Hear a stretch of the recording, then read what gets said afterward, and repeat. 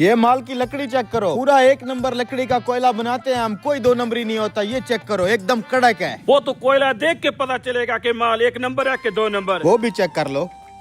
आ जाओ, ये रहा तुम्हारा माल। एक बार क्वालिटी चेक करो कोयले की।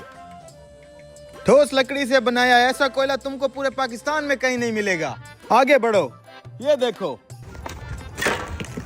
माल तो तुम्हारा बहुत अच्छा है, लेकिन ये कम है, हमें 150 बोरी चाहिए मड़ा। ओ मड़ा, क्यों टेंशन लेता है, पसंद तो करो। माल उधर भी पड़ा हुआ है, तुम्हारा 150 बोरी पूरा है माल। मड़ा, माल ऐसे चेक नहीं होता है। इस बोरी को नीचे गिराओ, फिर हमारे को चेक कराओ।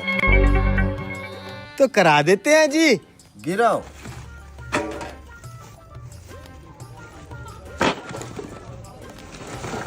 देख लो जी। उस्ताद ये तो पूरी बोरी पलट रहे हैं। वो जो आपने 10 किलो पत्थर डाले थे, अगर इनके हाथ लगे हम तो पकड़े जाएंगे।